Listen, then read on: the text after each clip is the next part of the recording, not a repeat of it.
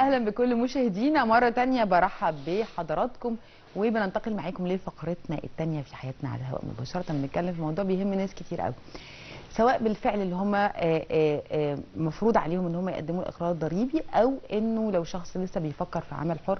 يمكن الاعمال الحره من الحاجات اللي هي بتشغل بال وتفكير ناس كتير قوي، يعني نظرا للاحتياج للظروف الاقتصاديه، التفكير بره الصندوق زي ما بيقولوا، فبالتالي في احتياج لان احنا نعرف معلومات كتير قوي. هنتكلم عن الاقرار الضريبي، يعني ايه اقرار ضريبي، المعلومات المفروض بتتكتب فيه، مين المفروض يعمله، امتى التقديم، حاجات كتيره كده هنتكلم فيها مع حضراتكم خاصه بهذا الموضوع مع ضيفنا الاستاذ محمد الدجوي، خبير ضرائب وماليه عامه. اهلا وسهلا بحضرتك. اهلا بحضرتك. اهلا بحضرتك. صباح الخير ومنورنا. صباح الخير. خليني اسال حضرتك في البدايه، يعني ايه اقرار ضريبي؟ اول حاجه كده عشان نبقى عارفين بدايه يعني ايه اقرار ضريبي. هو الاقرار الضريبي يعتبر يعني بيان بيقدمه الممول لمصلحه الضرائب. بمعنى ايه؟ انا النهارده خلال سنه ماليه من 1/1 لغايه 31/12 بقوم بممارسه اعمال، ببيع واشتري ففي نهايه السنه بتقدم بيان لمصلحه الضرائب. البيان ده في صوره اقرار. بتقول لمصلحه الضرائب انا ده فورمه معينه بتتملي. طبعا تمام. الاقرار يعني مش حد بيكتب الاقرار لا بنفسه. لا هو الاقرار بيصدر بيه قرار من وزير الماليه في اللائحه التنفيذيه بشكل الاقرار. يعني الاقرار ده يعتبر موحد للناس كلها، البيانات الموجوده فيها هو اي ممول بيملى الاقرار ده. تمام. فبيروح يجيب الاقرار من مصلحه الضرائب وبيملى الاقرار بتاعه ده بنتيجه نشاطه خلال العام. يعني هو النهارده هو اشتغل، حقق ايرادات، والايرادات في تكاليف بيصرفها، يعني طبعا. بيشتري ويبيع. في نهايه السنه بيحصل حاجه اسمها صافي وعاء للممول ده. باختصار صافي الوعاء هو الفرق بين الايرادات اللي حققها الممول خلال السنه والتكاليف والمصروفات اللي صرفها عشان تحقق هذا الايراد. تمام. نوصل للنهايه لصافي الوعاء. يعني اقرار الضريبه العامه او قرار ضريبه الدخل بتفرض على صافي الوعاء الخاضع للضريبه مش على الايرادات. تمام. يعني هو بيحقق ايرادات يخصم منها التكاليف والمصروفات والواجبات الخصم طبقا للقانون. القانون بيبقى حاطط شروط للتكاليف والمصروفات عشان تتخصم. الصافي بين الايراد والتكلفه والمصروفات بيطلع وعاء، سواء ربح او خساره. لو الوعاء الخاضع للضريبه ربح هيدفع ضريبه، لو الوعاء الخاضع للضريبه خساره في الحاله دي مش هيدفع ضريبه. يبقى الضريبه بتفرض على الوعاء الخاضع خلال عام كامل اللي هي من 1/1 لغايه 31/12. لكن التقديم بتاعها بيبقى هذه الايام. ليه؟ الاقرار الضريبي بندي فرصه، يعني الممول بيخلص، المفروض بيخلص ميزانيته. يعني احنا بنتكلم هنا على الشخص اللي هو بيعمل ميزانيه وبيعمل قوائم ماليه، ففي نهايه العام بيحصل مراجعه من مراقب الحسابات للقوائم الماليه دي. فالقوائم الماليه بتراجع في خلال الشهور ده. انا ما بخلص 1/12 بنديله وقت شهرين 3 يراجع القوائم الماليه بتاعته لغايه شهر 3. والشخص الطبيعي اللي هو الفرد الطبيعي اللي هو مش شركه يعني، أيوه. بيقدم الاقرار لغايه 31 مارس. يعني المفروض خلاص الشخص الطبيعي انتهى ميعاد تقديم الاقرار بتاعه اللي هو كان في 31 مارس. اما الشخص الاعتباري بيبقى بنديله لغايه اخر ابريل، اول مايو، يعني اخر ميعاد لتقديم الاقرار 30/4. فالشخص الطبيعي اخر ميعاد لتقديم الاقرار بنديله فرصه 3 شهور من نهايه السنه الماليه لغايه 31 مارس.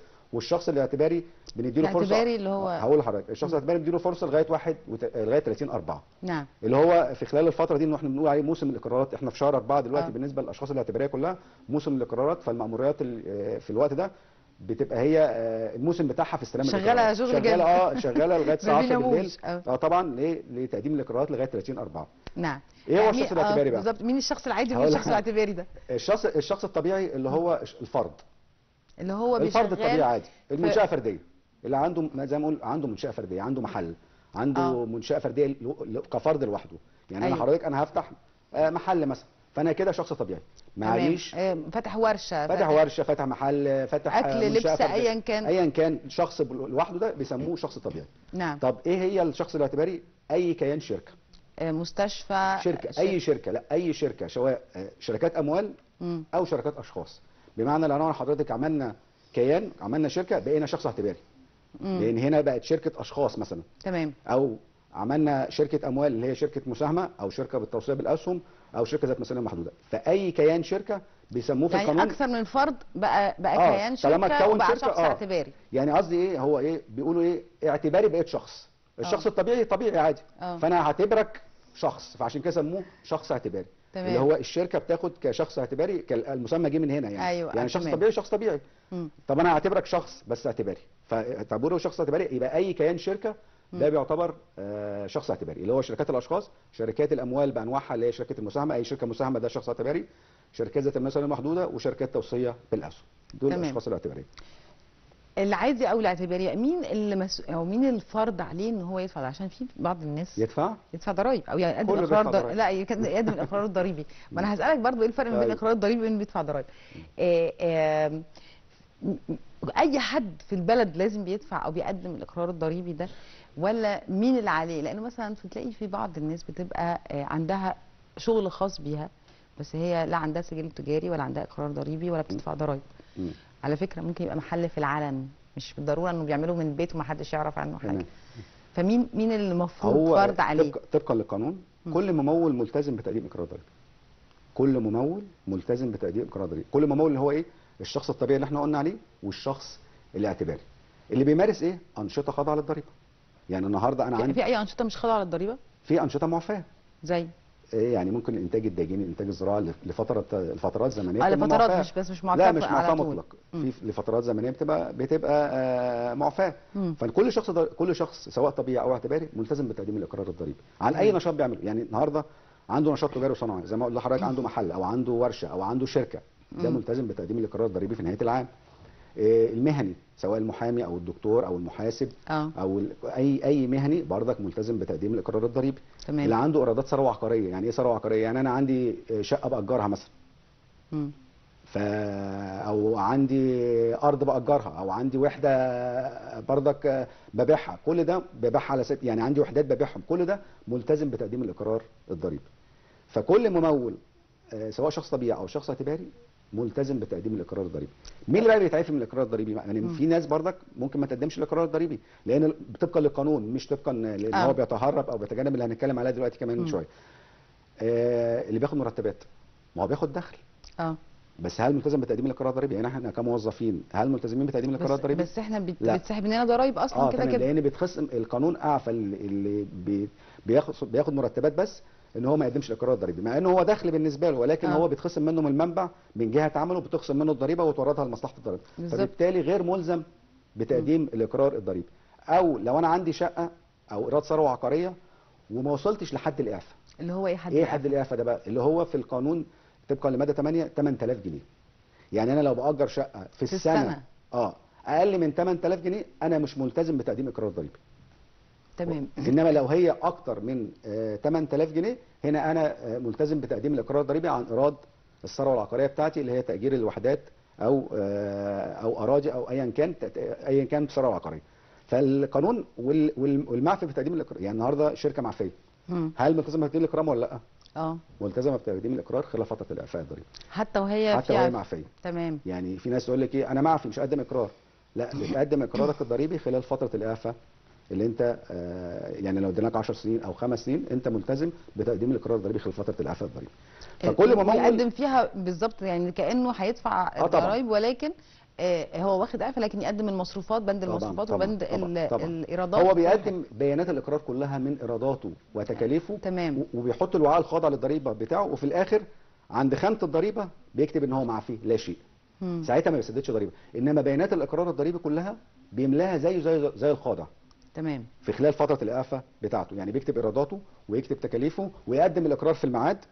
بس لما يجي يسدد الضريبه هو خلاص معفي، فهنا مش هيسدد الضريبه، هيكتب في خانه الضريبه ان هو معفي من الضريبه طبقا لاحكام القانون. نعم. استاذ محمد، كان من كام سنه كانت بدات الحقيقه مصلحه الضرائب بتعمل سيستم ونظام من المفترض كان ان هو يشجع ويريح الناس كمان على دفع ضرائبهم وعلى الاقرار الضريبي وكل هذه المنظومه.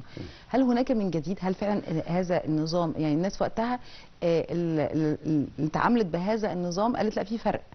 تمام. هل هناك مزيد من التسهيلات ليه؟ عشان نريح الناس، عشان ما حدش يقول اصل انا ما لحقتش، واصل هي كانت زحمه، واصل فوت علينا بكره يا سيد، وما تعرضش لاي شيء من هذه الاشياء. هو دلوقتي سنه 2018 القرارات بالنسبه لجميع شركات الاموال هتتقدم الكترونيا. بس احنا كنا بنقول خبر النهارده ان هو توقف، حضرتك كنت سمعته معانا على الرسوم بتاعه المنظومه. تمام. لا، الرسوم اللي هي توقفت، انما الممولين في سنه 2000 النهارده بيقدم الاقرار الكترونيا، يعني ما بيروحش مصلحه الضرائب، ما بيروحش المأموريه، ما بيقفش طوابير. لو جاي من اسوان وجاي من اسكندريه، لا بيقدم كل ده عن طريق الويب سايت. عن طريق النت، بيسجل نفسه في المنظومه، وده اجباري دلوقتي. قرار وزير الماليه رقم 744 سنه 2018 الزامي لشركات الاموال كلها، اللي احنا قلناها، اللي هي شركات المساهمه، شركات ذات المسؤوليه المحدوده، شركات توصيل الاسهم. الثلاث انواع من الشركات دي ملزمه السنه دي ان هي تقدم الاقرار الالكتروني، ما ينفعش يقدمه يدوي، ما ينفعش يروح المأموريه، فطبعا ده تسهيل طبعا. ولكن لو حد تاني من بره دول عايز يقدمه الكترونيا يجوز. انما العكس لا. انما يجوز شركات الاشخاص، او لو انا منشاه فرديه وعندي ان انا عاوز اقدم الاقرار الكترونيا ممكن اقدمه الكترونيا. انما شركات الاموال اول سنه السنه تطبق الزام عليهم يقدموا الاقرار الالكتروني، وانا شايفها دي ميزه، يعني طبعا ان انا اقدم ميزه النهارده للطرفين. ان انا اقدم النهارده الاقرار وانا قاعد في مكان عملي، بقدم الاقرار بتاعه، والمحاسب الخارجي بتاعه او المستقل يراجع الاقرار ويعتمده ونقدمه لمصلحه الضرائب الكترونيا. ده بيوفر عندي وقت كتير، بدل ما كنت اودي موظف يروح يقف في المأمورية زي ما حضرتك بتقولي، ويقف في طوابير ويفوت علينا بكره وكلام من ده. فالنهارده هو وفر الكلام من ده، وبقاش في تعامل خلاص مباشر. النهارده انت بتقدم الاقرار الكترونيا وبيوصل لمصلحه الضرائب. وكمان الاقرار لما بتقدم الكترونيا، انت تقديمك للاقرار ده يعني النهارده هل في رد الكتروني يرد عليه ان الحاجه وصلت عشان خلاص؟ لا، هو بيديله اما بيقدم الاقرار على الويب سايت بتاع المصلحه، بيديله الفيدباك ان هو اتقبل الاقرار بتاعه، بيديله المسج بتاعته ان هو اتقبل الاقرار بتاعه.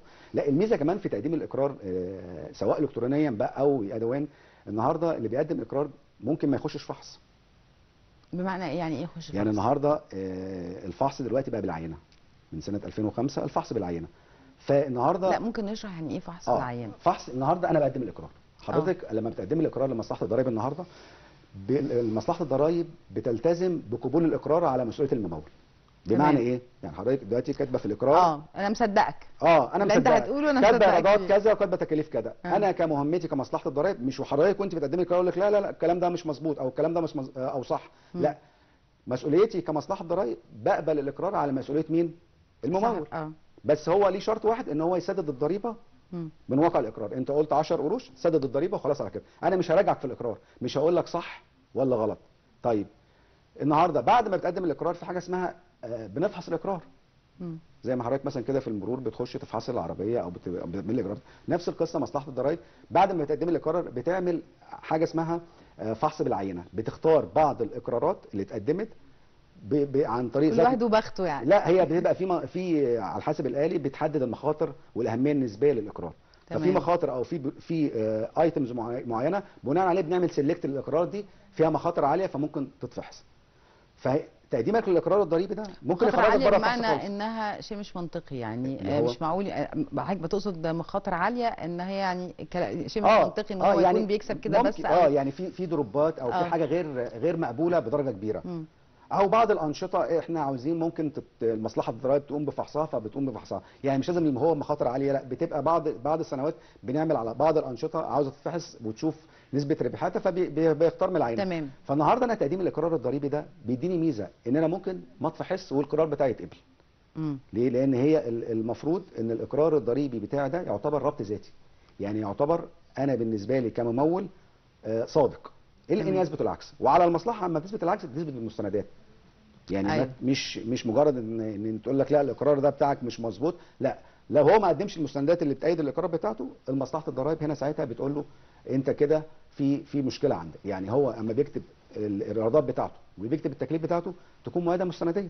ما يكتبش ايرادات وهي غير مؤيده مستنديا، او يكتب تكاليف غير مؤيده مستنديا بس المستندات دي عنده هو مش بيقدمها مع الاقرار، بيقدمها مع الفحص اذا طلب الفحص. فتقديم الاقرار اذا حدث الفحص بقى وطلع انه في لخبطه غلطات بيحصل ايه بقى؟ اكيد يعني ممكن اكيد بيحصل. اكيد بيحصل. يعني انت النهارده هو عنده اقرار ضريبي والمصلحه فحصت، فممكن ينتج بعض الاخطاء. فوارد الاخطاء دي المصلحه بتعمل تعديل في الاقرار، يعني بتدي له اخطار بتعديل. انت كنت حاطط مليون جنيه في ارباحك، المصلحه عدلته مثلا 1.5 مليون، 1.1 مليون، والممول من حقه يعترض.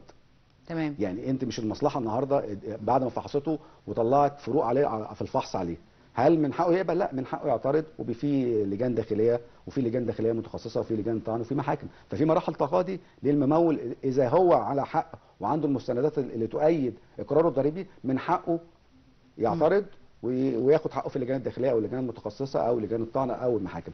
فهي المرحله الاقرار الضريبي مرحله مهمه جدا للممول، لان هو لما بيقدم الاقرار الضريبي اولا بيحمي نفسه من ان هو يعني يتعرض لمساءله مساءله قانونيه. طبعا. يبقى اول استفاده من القرار الضريبي انه لا يتعرض للمساءله القانونيه. دي اول حاجه. ثاني حاجه انه ممكن ما يتعرضش للفحص، ودي ميزه كبيره. يعني النهارده ان انا اقراري اتقبل، وبالتالي انا مش هتعرض لمخاطر الفحص الضريبي. فدي ميزه ثانيه. وميزه ثالثه، بعض الجهات اللي بتتعامل مع الجهات الحكوميه ما بيعرفوش يتعاملوا معاهم غير لما يقدموا الاقرار الضريبي فعلا بتاعهم. يعني يقول له انت النهارده قدمت الاقرار الضريبي عشان تيجي تتعامل معايا كمورد ليا، فبيجي يقول له لا اديني ما يفيد سداد الاقرار الضريبي، ما يفيد تقديمك للاقرار الضريبي. فبالتالي الاقرار الضريبي بيخليه يشتغل اكتر، لان هيتعامل مع جهات ما بتقبلش منه غير تقديم الاقرار الضريبي، فيزود الشغل بتاعه برضه. فهي امور عديده قوي في الاقرار الضريبي. واهم حاجه ان هو يبقى يحس ان هو يعني ملتزم. يعني الشخص عامه لما بيحس ان هو ملتزم، دي بتبقى بالنسبه له يعني حاجه كويسه برضك. مش طبعا فدول الاستفاده اللي ممكن ياخدهم الشخص من الاقرار الضريبي. الناس اللي ما بتقدمش بقى خالص اقرار ضريبي، يعني عندها ورشه، محل زي ما قلت لحضرتك كده، سواء حتى حاجه من داخل البيت. حضرتك كنت بتتكلم على نقطه ثانيه، فكره اللي عنده شقه بيأجرها. هل بيجي لكم ناس بتأجر شقه؟ انا عنده شقه واحده وبيجيب لكم اقرار ضريبي؟ يعني بص اقول قوي يعني بصراحه في كل مجتمع في الملتزم والغير ملتزم.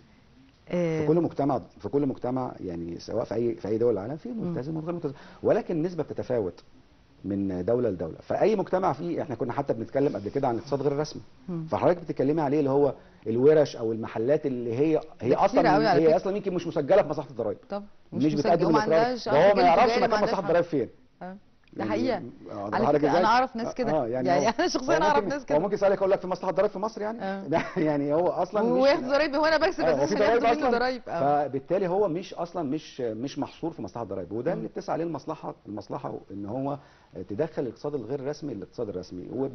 يعني ممكن بيدوا تسهيلات، بيدوا اعفاءات في قانون حتى عن التجاوزات عشان يخش الاقتصاد الغير رسمي، يخش الاقتصاد الرسمي. انما هو طبعا الفجوه هتبقى موجوده. يعني مفيش في دوله في العالم 100% محصوره بدون تهرب. انما طبعا ده بردك مش مظبوط. يعني الممول اللي هو الغير ملتزم، اللي هو اصلا مش مسجل لدى مصلحه الضرائب وبيمارس نشاط، بيعرض نفسه لطائله التهرب الضريبي. ايوه يعني النهارده بيحصل كده تهرب ضريبي كتير للورش والمنشآت وللشقق اللي بتتأجر من غير ما تكون مسجله. ده انا بضحك. يعني مثلا شقه واحده، في ناس بيبقى عندهم اكتر من شقه وبيأجروها. طبعا. ومفيش يعني مش عايزه اقول ان انا اول مره اسمع ان الواحد لما يبقى عنده شقه يأجرها يدفع عليها ضريبه، لان مفيش حد بيعمل ده. يعني اشك جدا يقول لك اصل اللي بيعمل كده اساسا هو محتاج، يعني بيعمل ده كزياده للدخل عنده، لكن انا كمان هروح ادفع عليها ضرايب، فمش هدفع حاجه طبعا. ما هو حضرتك يعني هو القانون بيلزمه ان هو يدفع عليها ضريبه. وهو لو ما التزمش بالقانون هيعرض نفسه ان ممكن يجي له تهرب ضريبي.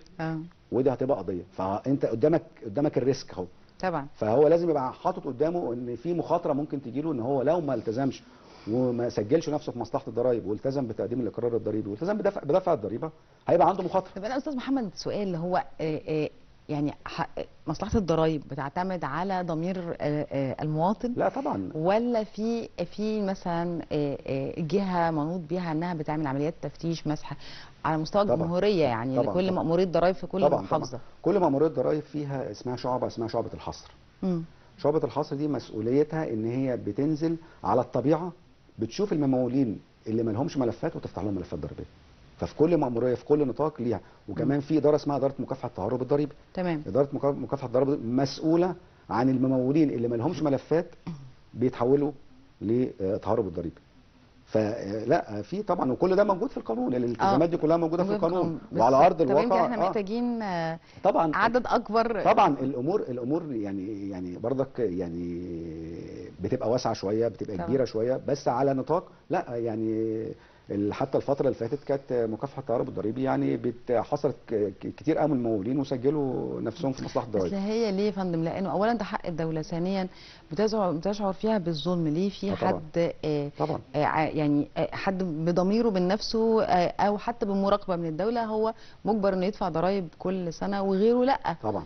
وهم العداله ان مصاريفهم. بالظبط. كله يدفع على بالظبط. قدر مقدرته التكليفيه. بالظبط. كل حسب مقدرته يدفع ضريبه، وبالتالي طبعا لو الاقتصاد الغير رسمي ده دخل في الاقتصاد الرسمي، احنا الحصيله هتزيد اكتر طبعا، ومش هيبقى عبء عليا. يعني انا النهارده محل محل بيدفع ومحل تاني ما بيدفعش. أيوة. فهو اللي قاعد هنا حاسس بالظلم، حتى طبعا. لو بيدفع الضريبه اللي هو حاسس ان هي صحيحه عليه، بس حاسس بالظلم اللي جنبه طبعا. ما بيدفعش الضريبه. طبعا. لا طبعا وده دي بيحصل عمليه كتير. نفسيا اكتر منها، حتى لو انا حاسس ان انا بدفعه ده حق الدوله فعلا. بس بس ما هو بعد شويه بتحس هو حق مش الدوله معنى ما أنا. بتاخدش غير مني انا مثلا. مش معنى انا بالظبط. لا بيحصل كده. هل في نسبه زياده في الضرايب؟ يعني طبعا. زي طبعا. حصل قد ايه السنه دي؟ يعني السنه دي لغايه 30/3 الحصيله حوالي 528 مليون مليار، وان شاء الله توصل يعني على اخر السنه الماليه اللي هي 30/6 توصل ل 770 مليار. بزياده كبيره عن السنه اللي فاتت. حوالي ممكن نقول نسبه مثلا 13% في الحدود دي. ما هو انت حضرتك برضك يعني برضك زياده الاسعار والتضخم والكلام من ده بيأثر برضك في الحصيله الضريبيه. ما هو انا عشان كده كنت متخوفه هتقولي العكس، انه مثلا لا. الحصيله الضريبيه اقل نظرا. لا هو في كمان في لجان اتعملت، لجان انهاء المنازعات. يعني كان قانون قعد 3 سنين حل كتير من المشاكل كانت في المحاكم، اتحلت في لجنه انهاء المنازعات دي. ففي بعض الامور ان انت بتحلي الملفات بحيث ان هي تجيب حصيله. ايوه. ففي بعض الامور، اللجان الداخليه ولجان انهاء المنازعات والقوانين دي، كان في قانون تجاوز مقابل تاخير اللي هو كان قانون رقم 174. المصلحه عملت زي ما عملت اوكازيون كده للموالين، قالت له تعالى ادفع، ولو عليك مقابل تاخير هتجاوز عن 90 او 70% من مقابل التاخير. زي ما بقول لحضرتك تعالى وانا هتجاوز عن 90% من اللي عليك كمقابل تاخير. فطبعا ده برضك شجع ان النهارده انا مثلا عليا مقابل تاخير مثلا 10 مليون جنيه، لما يتجاوز عن 9 مليون جنيه النهارده في خلال فتره زمنيه مثلا في الاوكازيون اللي هو يعملها مصلحه الضرايب، هروح ادفع. طبعا. فده عمل فعلا عمل رواج برضك، رفع بسرعه كمان، رفع وخلى الممولين يجي يسووا ملفاتهم ويتجاوزوا عن بعض الحاجات، بحيث ان هو يتجاوز يعني يسقط عليه مثلا مبلغ 90% من مقابل التاخير. وده كان عامل رواج فعلا في الحصيله الضريبيه في خلال السنه الماليه دي. نعم. في بعض الموظفين في الجهاز الاداري في الدوله ما يعني عندهم هم بطاقه ضريبيه ما لهمش علاقه، مش عايزين تتخصم من المنبع زي ما كنا بنتكلم عنه في البدايه. دول بقى بيعتبروا شخص اللي هو لغايه 30 مارس، ولا ده لهم سكه ثانيه خالص؟ لا هو النهارده موظف يعني بيقدم اقرار ضريبي برضه. النهارده موظف وعنده ممكن يبقى موظف وبيشتغل بره مثلا في حاجات ثانيه، فبرضه بيبقى ليها عليها ضرايب. يعملها ازاي؟ يعني هو لو موظف وعنده منشاه فرديه لوحده، عنده محل مثلا، فده يعتبر ممول شخص طبيعي بيقدم الاقرار حتى 31 مارس على المنشاه الفرديه بتاعته. ماشي. لو هو موظف وبيشتغل موظف في حته ثانيه مثلا هنا وظيفه. هنا مش ملتزم بتقديم الاقرار. يعني انا بشتغل في مكان موظف وبشتغل في مكان تاني بارت تايم مثلا موظف في مكان تاني. لا الاثنين هنا بيبقى بيخضع لضريبه كسب العمل اللي هي ضريبه الموظف، اللي هي ضريبه المرتبات. بس مش ملتزم بتقديم الاقرار الضريبي حتى لو بيشتغل من اكتر من جهه، طالما بيشتغل موظف. طالما بيشتغل موظف، لو مش بيشتغل ما عندوش حاجه ملكه، هو بيشتغل عند حد. بيشتغل موظف، فبالتالي بيتخصم منه هنا ضريبه مرتبات، وبيتخصم في المكان بتاعه ضريبه مرتبات. ما بيقدمش اقرار مش ملزم بتقديم الاقرار الضريبي. طب امال بيقدم ايه بقى اللي هو معاه بطاقه ضريبيه؟ بيقدم ايه لمصلحه الضرايب؟ هو ما يعني كموظف ما اتخصمش من جهه العمل لا هنا ولا هنا. هو اللي بيعمل اللي عنده بطاقه ضريبيه اللي هو عنده نشاط بس. مش موظف. يعني انا حضرتك موظف ما بطلعش بطاقه ضريبيه، انما انا موظف وعندي محل قلت افتحه اخر النهار مثلا، فهنا انا خلاص هفتح المحل ده اخر النهار، فالنهارده هروح لمأمورية الضرايب اللي مكان فيها المحل وافتح بطاقه ضريبيه. هنا انا ملتزم بتقديم اقرار ضريبي عن محلي، ملتزم بتقديم اقرار ضريبي عن المحلي، لان انا عملت نشاط هنا تجاري وصناعي، بقيت شخص طبيعي كمنشاه فرديه. انما لو موظف وبيعمل في اكتر من جهه، طالما هو موظف لا ما بيقدمش اقرار ضريبي، وملتزم بس ان هو بيتخصم منه ضريبه المنبع قبل ما بياخد المرتب. بياخدوا منه ضريبه المنبع قبل ما يشوف المرتب بتاعه. ده معناه بقى انه اللي عليهم بقى الاقرار الضريبي انه لازم يحتفظ بكل قصقوصه ورقه صغننه. طبعا. كل ايصال اي فلوس بقى صادر او وارد، او يعني حاجه صرفها او حاجه باعها او كذا، لازم يحتفظ بكل الاوراق دي. هو حضرتك يعني بالنسبه احنا هنتكلم بالنسبه للشركات طيب وبعد كده كلام بالنسبه للشركات. اللي هو الشخص اللي اعتباري احنا قلنا عليه المفروض بيعمل قوائم ماليه اخر السنه. القوائم الماليه اللي هي المركز المالي وقائمه الدخل ومجموعه من القوائم الماليه بيعملها، بيطلع فيها صافي الربح بتاعه. صافي تمام. الربح ده، ويجي مراقب الحسابات يراجع عليه. صافي الربح ده بينتج عن ايه؟ عن تعاملاته خلال السنه من ايرادات وتكاليف ومصروفات. الكلام دي كلها مؤيده بمستندات. يعني النهارده هو لما بيطلع فاتوره بيبيع حاجه في فاتوره، اه فبيحتفظ بالفاتوره دي عنده في الشركه عنده. طب النهارده اشترى حاجه او صرف حاجه، مصروفات صيانه، اشترى خامات، دفع اجور للناس، كل دي تكاليف عليه. فالتكاليف دي كلها بياخدها بفواتير، فالمفروض يحتفظ بالفواتير دي، لانه كمان بيأيدها عنده في الدفاتر، تمام. سواء مانيوال او كمبيوتر.